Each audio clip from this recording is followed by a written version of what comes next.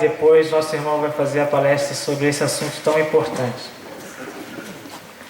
Nosso Deus, amado Pai, queremos louvar o Teu nome e agradecer por estarmos aqui, para podermos crescer mais, aprender mais, nos edificarmos, para podermos estar ajudando uns aos outros e ajudando especialmente as nossas congregações a amadurecerem, a crescerem nessa batalha espiritual, nessa batalha em que somos mais que vencedores por Jesus Cristo, mas que precisamos estar lutando, estar trabalhando para podermos alcançar a coroa da vida, alcançar a vida eterna, a vitória.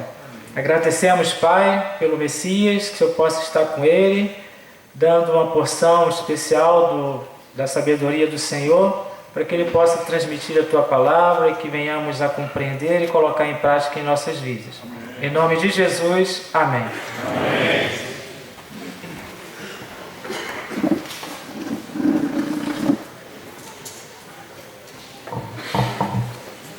Obrigado, Moisés, pelas palavras. É bom saber que nossos irmãos pensam bem a nosso respeito, né? Então, isso é bom. Eu queria, antes da gente começar a nossa conversa, queria que vocês assistissem um vídeo, né? São 2 minutos e meio, né? Para abrir assim, a nossa discussão, tá bom?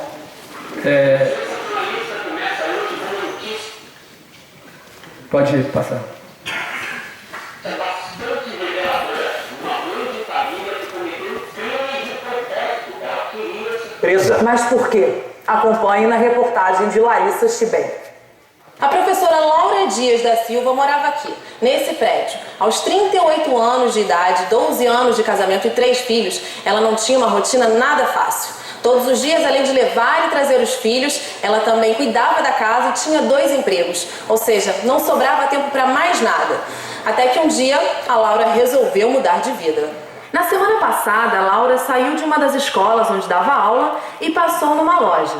Entrou, foi direto para a seção de brinquedos, pegou um urso de pelúcia e saiu sem pagar. Antes da esquina, foi pega pelo segurança e presa por roubo. Mas por que ela fez isso? Então não tinha outro jeito.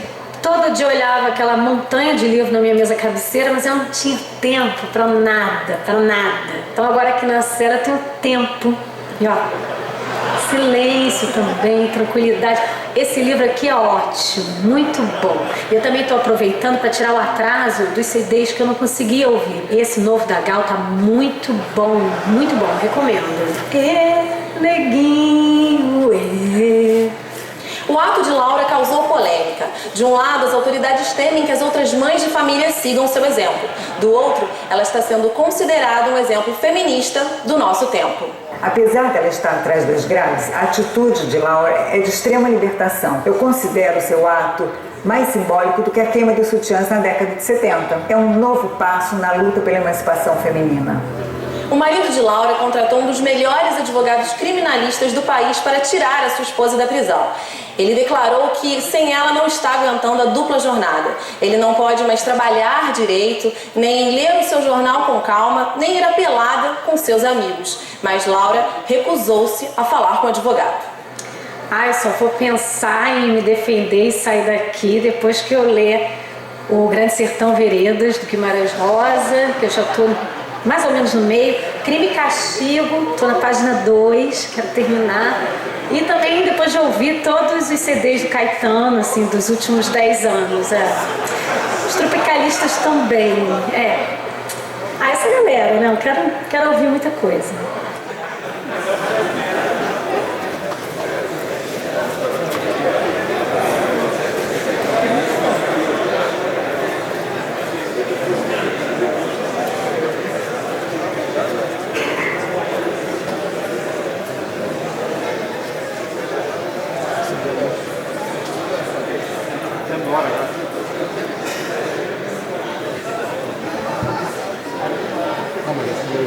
Quando pensamos em nossa batalha, especificamente nosso tema, precisamos pensar em uma referência, e para mim a referência de mulher que fez a vontade de Deus e que, portanto, sabe cabe como padrão de comportamento para todas as mulheres, em todas as épocas, em todos os tempos, é Sara. Vamos pensar o protagonismo de Sara em 2 atos.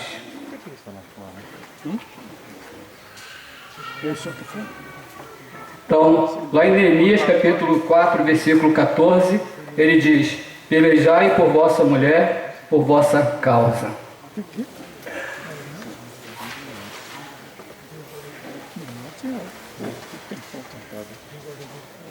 Então, pensando no protagonismo de Sara, nós pensamos aqui no primeiro ato. Nossa proposta é fazer um breve histórico do protagonismo de Sara nas Sagradas Escrituras, destacando, obviamente, sua condição de serva de Deus e esposa de nosso pai Abraão. Em Gênesis capítulo 11, versículo 29 a 31, queria que vocês acompanhassem. Sara vai aparecer como sendo esposa de Abraão e estéril.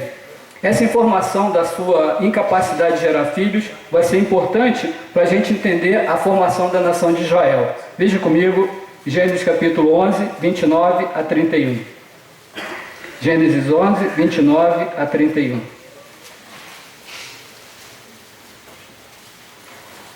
Gênesis 11, 29 a 31. Acho que o texto está aqui no quadro. Dá uma olhada. Amém? Misericórdia. Amém? Misericórdia. 29, vamos lá. Abraão e Naor tomaram para si mulheres. A de Abraão chamava-se Sarai, a de Naor, Milca, filha de Arã, que foi pai de Milca e de Isca. Sarai era estéril, não tinha filhos. Tomou Tera Abraão seu filho, e a Ló, filho de Arão, filho de seu filho, e a Sarai sua nora, mulher de seu filho Abraão, e saiu com eles de Ur dos caldeus para a terra de Canaã, foram até Arã, onde ficaram. Então aqui, Sara, como eu já falei, ela aparece como esposa de Abraão e estéril. Essa esterilidade dela vai ser importante para depois a gente entender a formação de Israel. No capítulo 12 de Gênesis, acompanhe comigo, capítulo 12, versículo 10, versículos 14 até o 17. Capítulo 12, versículo 10, depois o 14 ao 17.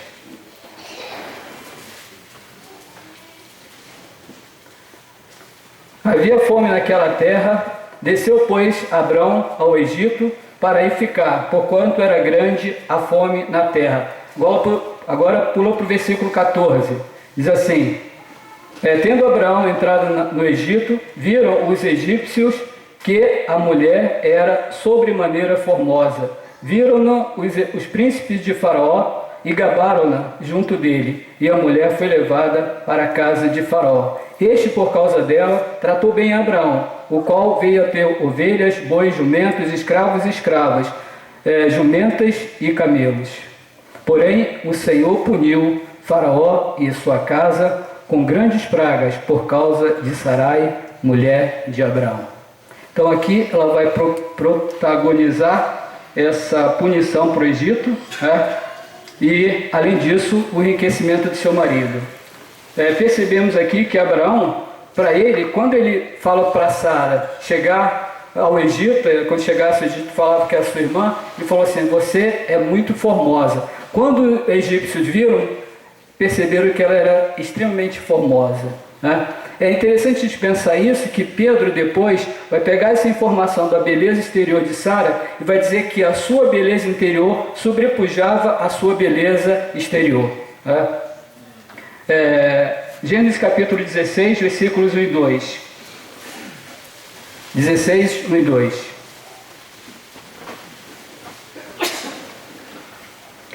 Ora, Sarai, mulher de Abraão, não lhe dava filhos, tendo, porém, uma serva egípcia, por nome Agar, disse Sarai a Abraão: este o Senhor me tem impedido de dar à luz filho. Toma, pois, a minha serva, e assim me edificarei com filhos por meio dela. E Abraão anuiu ao conselho de Sarai. Então aqui, ela vai agir como uma verdadeira matriarca. Uma situação que certamente lhe trazia desconforto, ela resolve com maestria, que depois aquela relação com Abraão e a sua serva vai trazer uma certa complicação, e ela simplesmente vai mandar a serva embora. Então, aí Sara tem essa atitude. Capítulo 17, versículo 15. Obrigado. 17, 15. Vamos lá. Diz assim: disse também Deus a Abraão: a Sarai, tua mulher, já não lhe chamarás Sarai, porém Sara. Aí Deus começa a falar para Sarai que ela vai ser a mãe de uma grande nação. Na verdade, a formação de uma das maiores nações do mundo passou pela Sara, como principal protagonista. Ela não vai demorar muito, e um dos seus bisnetos vai ser governador do Egito, José. O mundo fica sob os pés de José. No período do Reino Unido, 3 grandes reis: Saul, Davi e Salomão. Na fase seguinte, com a divisão do reino, 39 reis no total. E o maior de todos, que também veio dela, que é o nosso Senhor Jesus. Gênesis capítulo 20, versículo 3 e versículo 7. Então, esse capítulo 17, na sequência, no contexto, Deus vai fazer a promessa de que dela sairão príncipes, E aí ela vai contribuir com a sua descendência para a formação da nação de Israel. Capítulo 20, versículo 3. Deus, porém, veio a Abimeleque em sonho de noite e lhe disse: vai ser punido de morte por causa da mulher que tomaste, porque ela tem marido. Mais uma vez, ela vai protagonizar a desestruturação de um país. Mais um pouco, Deus seria destruído aquele povo. O castigo ainda veio quando Deus tornou estéreis as mulheres. O regime monárquico estaria arruinado. Versículo 17, versículo 7, 17 e 18. Acompanhe comigo. Agora, pois, restitui a mulher a teu marido, pois ele é profeta, e intercederá por ti, e viverás. Se, porém, não lhe restituíres, sabe que certamente morrerás, tu e tudo que é teu. Versículo 17 e 18. Deus, porém, ouviu a voz do menino, e o anjo de Deus chamou do céu Agar e lhe disse: que tens? Não, estou lendo errado, estou lendo 21, desculpa. 17 e 18 do 20. E orando Abraão, sarou Deus Abimeleque, sua mulher e suas servas, de sorte que elas pudessem ter filhos, porque o Senhor havia tornado estéreis todas as mulheres de Abimeleque por causa de Sara, mulher de Abraão. Então você percebe que a história de Abraão, mas quem protagoniza a história é Sara, nesses momentos importantes aí da vida desses dois. Capítulo 23, versículos 1 e 2. Como eu falei, a gente está fazendo uma busca bem rápida, até sem comentar os versículos, que a ideia é mostrar a ação, o aparecimento de Sara nesse processo que a gente quer falar depois. Capítulo 23, versículos 1 e 2, diz assim: tendo Sara vivido 127 anos, morreu em Kiriat Arba, que é Hebron, na terra de Canaã. Veio Abraão lamentar Sara e chorar por ela. Então Sara teve vida longa, morreu aos 127 anos e Abraão chorou por ela. Pode-se dizer de Sara o que o autor de Hebreus falou a respeito de Abel. Mesmo depois de morta, ainda fala. Protagonismo de Sara, segundo ato.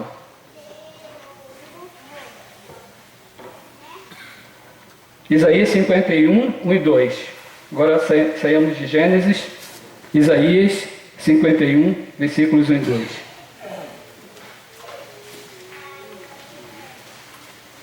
Isaías 51, versículos 1 e 2.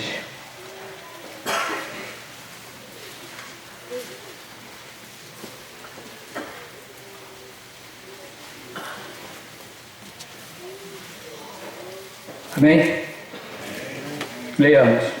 Ouvi-me vós, os que procurais a justiça, os que buscais o Senhor, olhai para a rocha de que fostes cortados, e para a caverna do poço em que foste cavados. Olhai para Abraão, vosso pai, e para Sara, que vos deu a luz, porque era ele único, porquanto eu o chamei e o abençoei e o multipliquei. Então, o destaque aí é Sara, reconhecido como mãe da nação de Israel e referência, né, de bênção para o povo. Hebreus capítulo 11 agora, versículos 11 e 12. Um salto agora para o Novo Testamento, Hebreus capítulo 11, versículos 11 e 12. Hebreus 11, 11 e 12.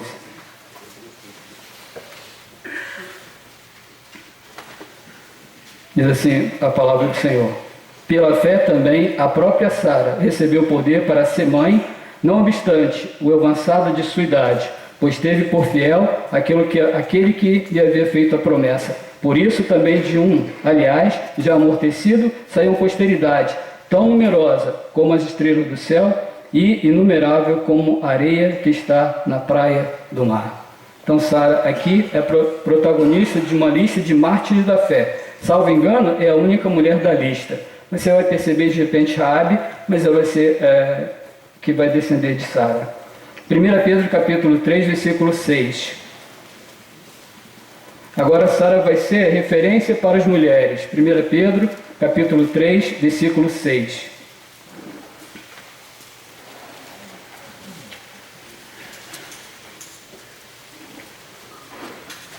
Pedro 3, 6.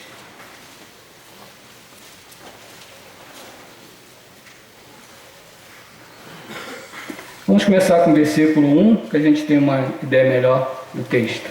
Mulheres, sede vós igualmente submissa a vosso próprio marido, para que, se ele ainda não obedece a palavra, seja ganho sem palavra alguma, por meio do procedimento de sua esposa. Observar o vosso honesto comportamento cheio de temor.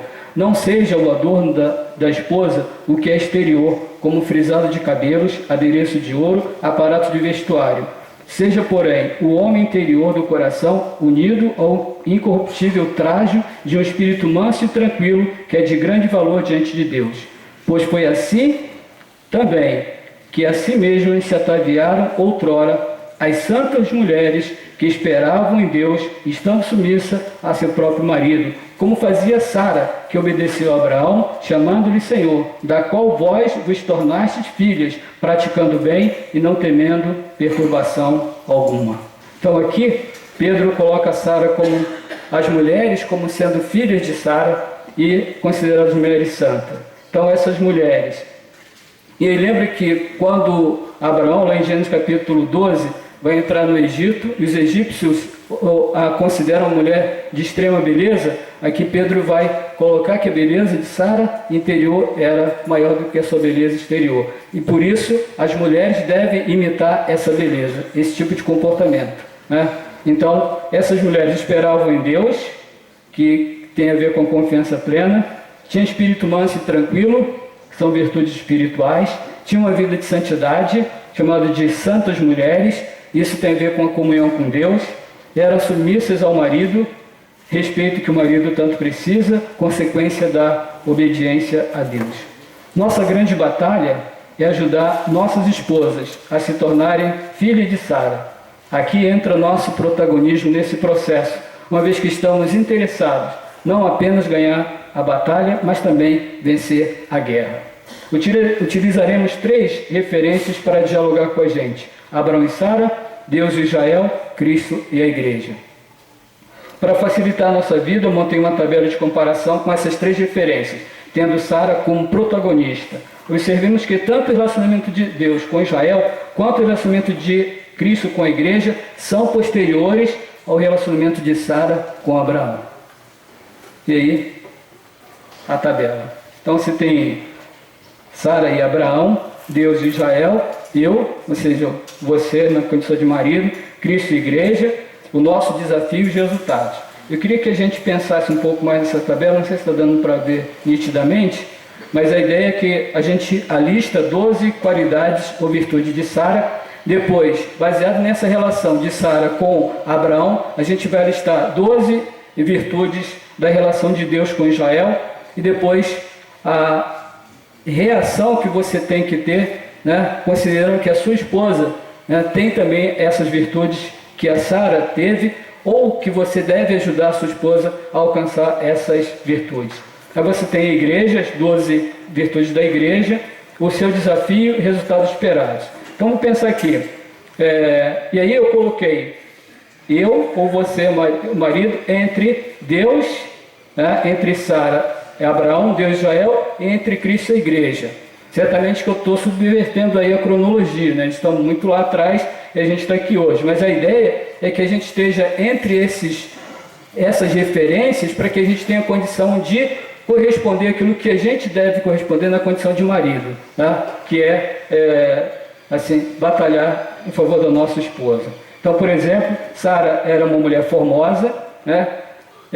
Israel foi eleita por Deus.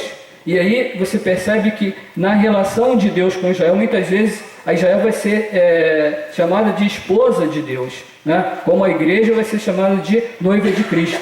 Então essa relação é importante porque essas esposas, tanto Sara quanto a igreja, quanto Israel, vão ter virtudes que vão estar beneficiando esse relacionamento, né? Com Abraão, com Deus e com Cristo, tá? Então aí Sara é uma mulher formosa, a igreja é eleita por Deus.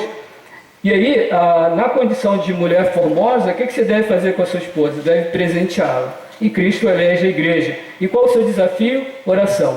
E o que você espera quando você, né, tem essa atitude em relação à sua esposa? Que a autoestima dela vai aumentar, né? Ela sendo escolhida, Israel com Deus vai ter o cuidado.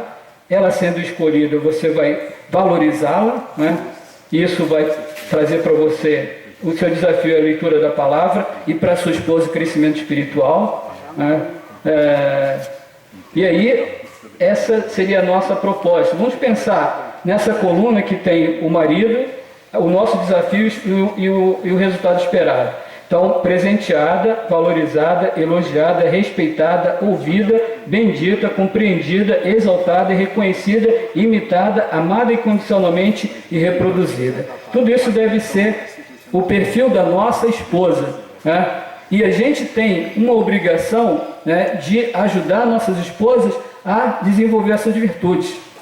Com isso a gente vai ajudar a nossa esposa a ter o crescimento espiritual, a ser grata, a fazer sacrifício, a estar disposta a servir, a ser usada por Deus, estou olhando a última coluna, a retribuir, a ser submissa, a se sentir segura, a prestar devoção a gente, nos respeitar incondicionalmente e se sentir acolhida. Agora, quando a gente pensa nesse desafio, essa é a nossa batalha. Como ser protagonista nesse processo de ajudar nossas esposas a se tornarem filhas de Sara?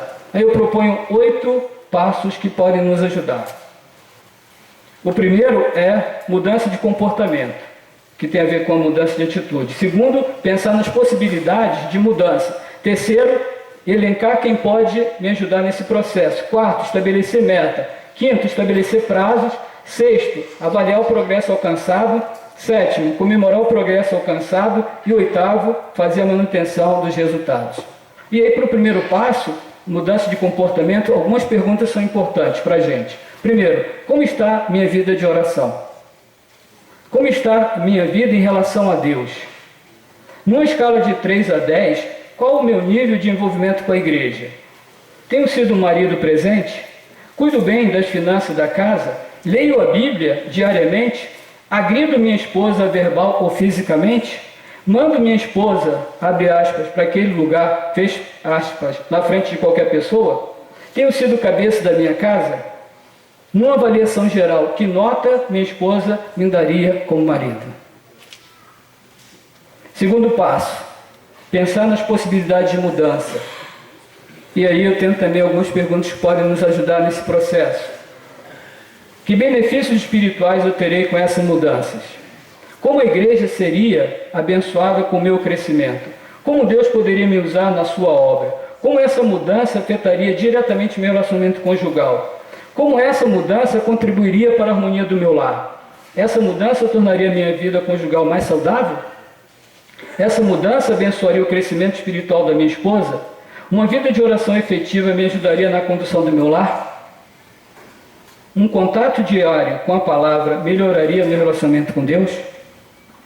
Essa mudança me traria a bênção de ser um obreiro aprovado por Deus?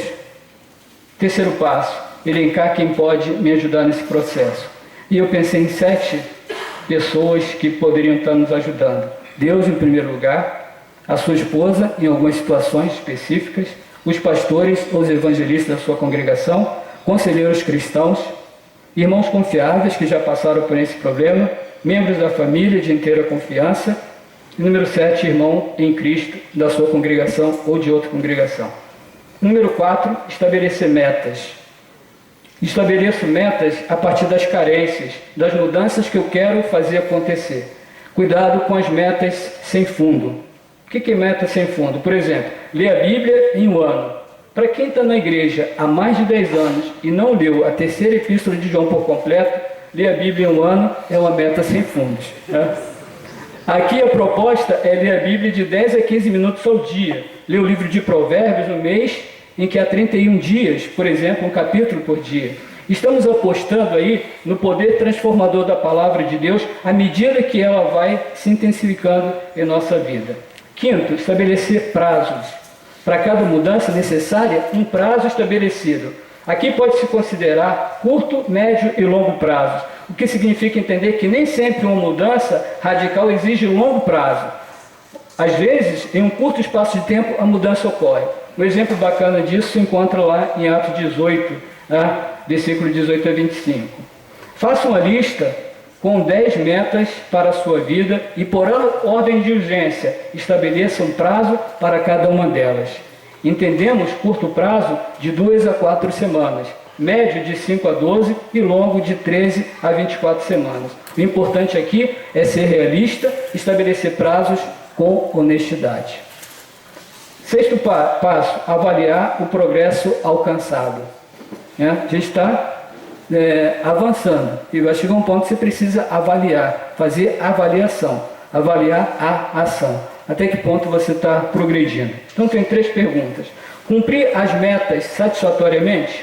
Essa é a primeira pergunta. Segunda, respeitei os prazos? Terceira, notei ou notaram mudança esperada? E aí eu fiz uma equação que seria metas mais prazos, que é igual ao progresso alcançado, sobre mudança dividido por 2. Então, pode passar mais um. Então, por exemplo, carência seria leitura da palavra de Deus. Meta, ler a Bíblia 10 a 15 minutos ao dia. Alvo, crescimento espiritual. Prazo, 3 meses. Aí eu tenho meta, que o máximo queria a mesma pontuação 10. O prazo, cumprir o prazo assim, religiosamente, mais 10. Coloco mudança sobre 2. Então, meu progresso alcançado é igual a 20 sobre 2. Meu resultado é o quê? 10. Resultado satisfatório. Cumpri bem aquilo que eu me propus a cumprir. Agora eu posso também ter um outro exemplo. Meta que foi 6. O prazo eu consegui cumprir com nota 6. Mas a mudança dividido por 2 ainda, senão fica PA é igual a 12 sobre 2 e o meu resultado é 6. Resultado medíocre. Então, tendo um PA medíocre, corrijo o erro cometido e retomo a caminhada. Número 7. Comemore o resultado. Use a criatividade. Primeiro, planeje um jejum para agradecer a Deus. Segundo, prepare um jantar especial para a família. Terceiro, faça uma oferta especial para a igreja. Os evangelistas vão gostar dessa sugestão. 4, faça um passeio com a esposa. Então, você comemorar o resultado. Você está avançando, Deus está te abençoando, sua esposa está se tornando uma filha de Sara, isso merece comemoração. E 8º, faça a manutenção dos resultados. E aí, a gente fala de coisa óbvia e que a gente não faz, mesmo sendo óbvio. Por exemplo, a leitura da Bíblia diariamente. Se envolver em um ou mais ministérios na igreja. Terceiro, faça um curso sobre finanças. 4, participe de encontro de casais. 5, faça amor, não faça dívidas.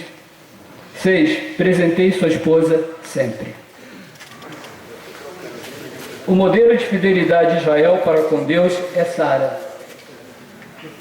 Para continuar pensando. O modelo de fidelidade de Israel para com Deus é Sara. O modelo para a igreja é Sara. O modelo para o cuidado com a esposa é o de Deus para com Israel e o modelo de Cristo para com a igreja. O modelo para todas as mulheres, inclusive nossas esposas, é Sara. Para termos filhos de Sara, precisamos ser filhos de Deus. Essa é a batalha de todo homem. Eu queria que você ouvisse um texto que eu fiz sobre maridos cristãos e marido. Depois eu vou dar a referência do nosso estudo. Queria que você ouvisse. São 12 observações sobre marido cristão e maridos. Pode passar a próxima. Tá. Beleza, então tá bom isso. Aí eu usei a Bíblia Sagrada, minha referência Álvaro Pestana, com aquele título que está ali, não consigo ler de costas, o João Cruz e esse Emerson, que tem um sobrenome que eu não consegui pronunciar, que é um texto também que você não achar que essas coisas saíram da minha cabeça, tá bom? Vamos lá, e agora o texto, para ouvir. Marido cristão ama incondicionalmente. Maridos impõem condições para amar. Marido cristão coloca Deus em primeiro lugar. Maridos não têm lugar para Deus. Marido cristão lê a Bíblia diariamente. Maridos, ocasionalmente. Marido cristão elogia a esposa publicamente. Maridos, esquece que tem esposa. Marido cristão honra os compromissos. Maridos assumem compromissos que não podem honrar. Marido cristão vive a vida comum do lar. Maridos são incomuns nos lares. Marido cristão vive para servir. Maridos não servem nem para viver. Marido cristão leva a esposa para jantar e paga. Maridos pagam para não levar a esposa. Marido cristão busca ajuda para suas deficiências. Maridos exibe a sua autossuficiência. Marido cristão busca a comunhão com a igreja e cresce. Maridos, como não vivem, decrescem. Marido cristão vai com a esposa à igreja. Maridos, para assistir um culto, uma peleja. Marido cristão vem ao Enoque e conta para a esposa como foi. Maridos fazem como Jesus. Somem na sexta-feira e só aparecem 3 dias depois. Deus abençoe a todos.